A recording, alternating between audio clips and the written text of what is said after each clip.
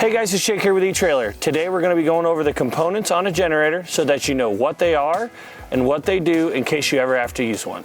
Now keep in mind when we're going through these components, they may look different on whatever generator you might be looking at, but based off the symbols and the functions, they're all going to do their job that they've been designed to do. First thing we want to talk about is going to be your fuel.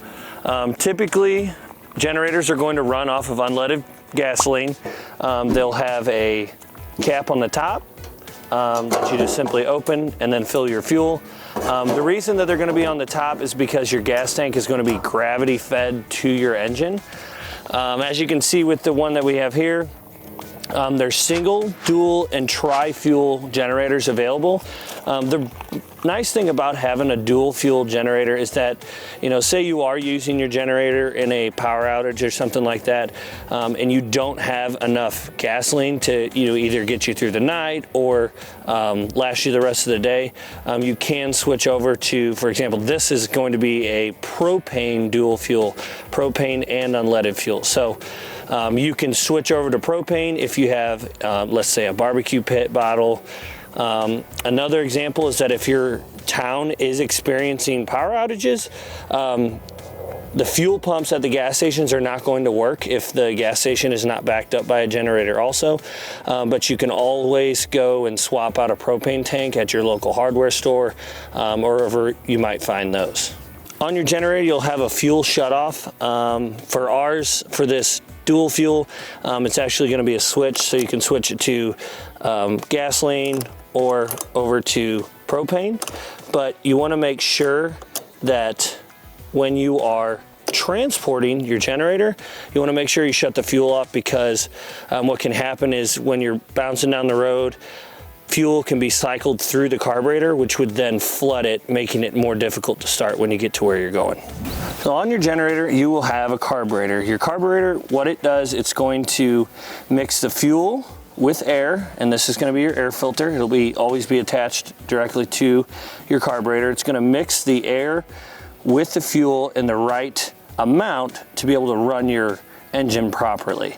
So while we're on that, I'll point out the choke too. The choke is what will shut off the airflow to the carburetor, which allows for a more fuel concentrated amount on the inside of the carburetor. So you typically will use the choke if you're having trouble starting it, or if you're starting your generator for the first time in a long time. When trying to identify where your choke's at on your generator, you're always going to have these two symbols. So always going to be two lines with a toggle on the inside of the line. It's an example of your airway that your air goes through to get to the carburetor. Your choke, if you have a manual choke like this one, it's going to be a lever that you just switch on and off. The choke symbol, with it cutting off the two pipes, is showing that it's blocking the airway. That is going to be when it's on choke. When it's off choke is when you have a clear path.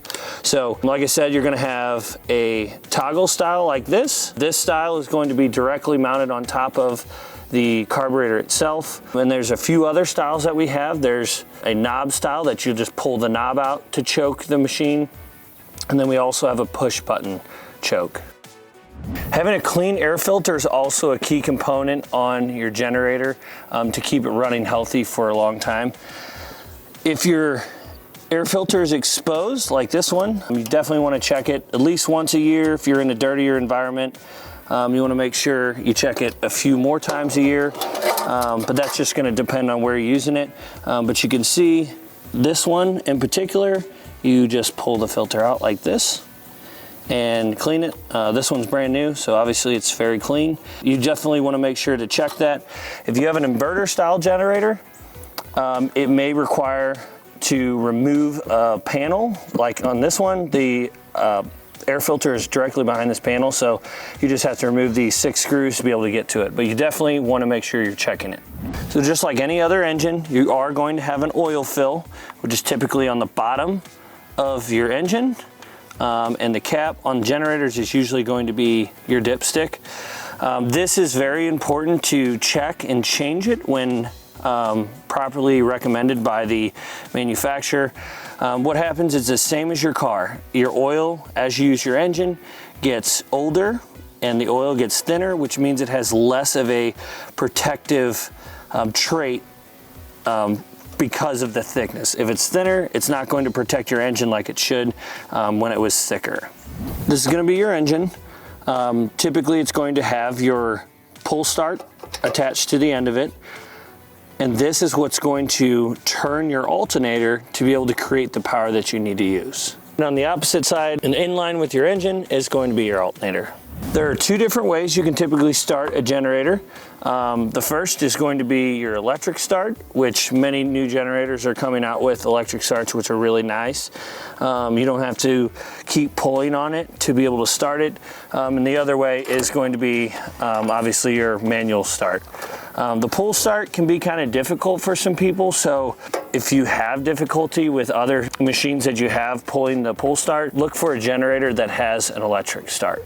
When it comes to electric start, you are going to have an onboard battery that is required to be charged in order to use your electric start. So you want to make sure that you maintain and take care of your battery.